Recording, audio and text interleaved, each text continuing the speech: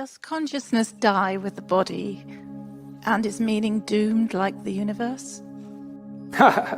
Well, I don't know, I would say. I mean, we don't understand consciousness. We don't really understand its place in the cosmos, let's say, but I'm not qualified to answer such questions.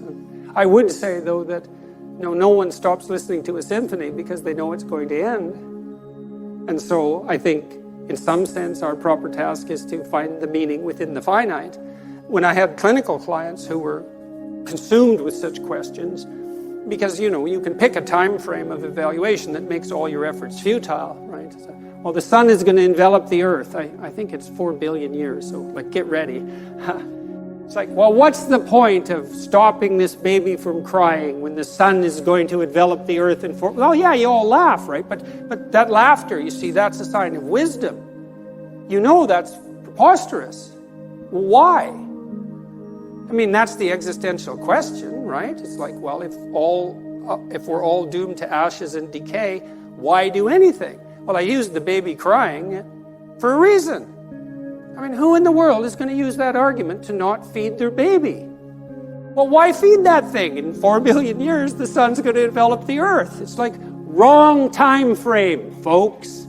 And so what I would say, and I did say to my clinical clients, if you're adopting a time frame that makes what you're doing appear trivial, the problem isn't necessarily what you're doing, although it might be, and you have to ask yourself that question because perhaps you are engaging in something that's more trivial than you should be. The problem is that your mind, which is capable of leaping across evaluative frameworks, has picked a time frame inappropriate for the task. So quit doing that. Instead, you could say, well, why don't you practice adopting the time frame that imbues your properly oriented action with the deepest possible apprehended meaning? And why would you not think that the fact that that meaning manifests itself with the proper choice of time frame, why wouldn't you accept the fact that's indication of a valid choice? It certainly feels like it.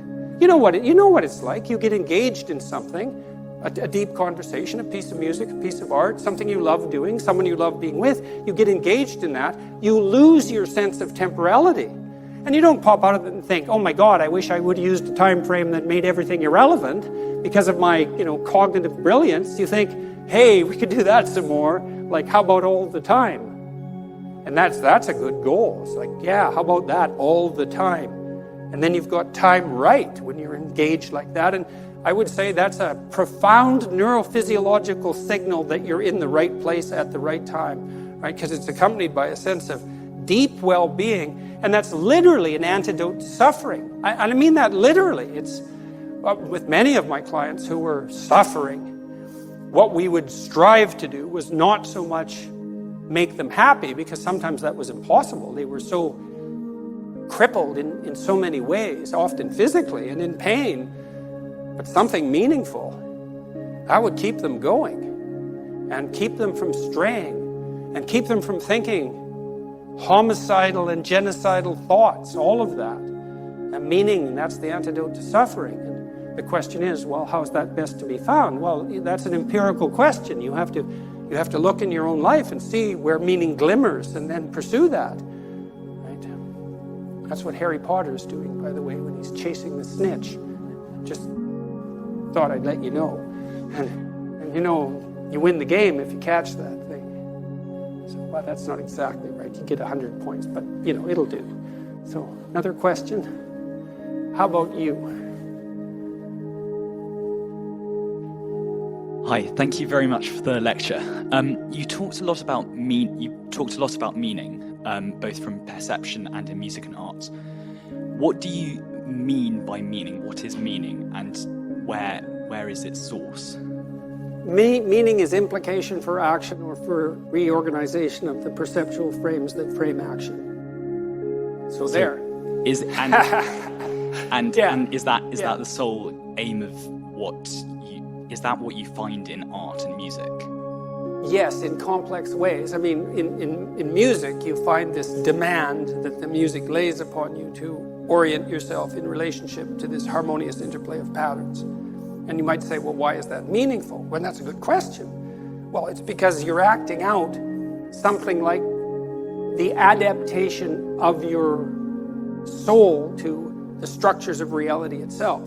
Now, it's done very abstractly because the patterns of music are not precisely the actual patterns of the world, right? They're abstractions, but it's play and representation, and it's art. And so you're acting out the process of optimal adaptation at a very high level. When you think what people are doing, imagine a Viennese waltz, so you have this unbelievably well-trained orchestra.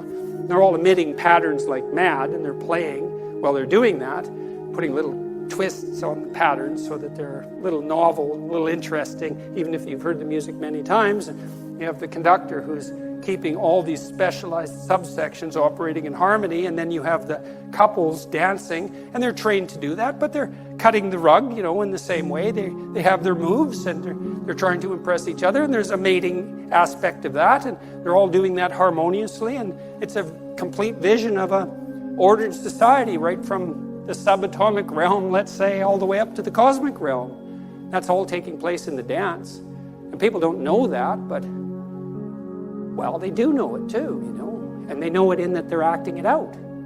And there isn't anything, in some sense, that you know more deeply or believe more deeply than that which you act out.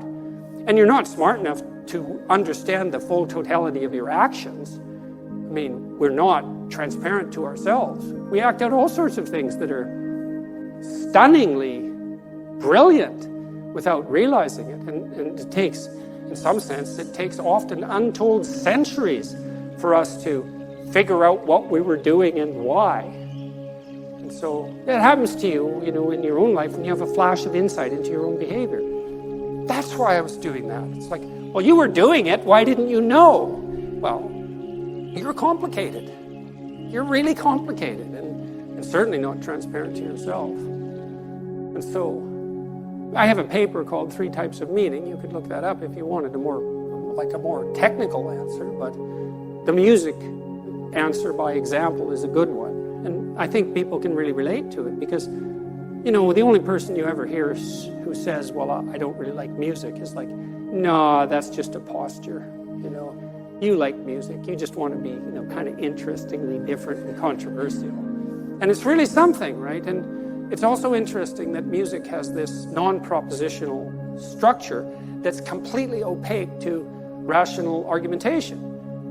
I used to like to watch punk rockers, especially the ones who did mosh pit punk rock. And, I went to a Ramones concert once. It was quite comical. I was on the second floor. It was so loud. I couldn't hear for 3 days after this concert because it was a pretty little theater. We sat about 800 people, and they had their stadium speakers in there. It was like sonic wall of sound, and we were above this mosh pit, and there was all these nihilistic punk rockers down there smashing into each other and throwing themselves off the stage. And I thought, for all this talk of nihilism, there you are dancing to the harmonious patterns of life. It's like, smash the state and all of that. It's like, we'll groove to that. Yeah, it's very comical. So even among the most propositionally nihilistic, they still fall in love with music. It might be harsh and grating to some ears, but you start where you can. And, I like the Ramones, so that was fine with me.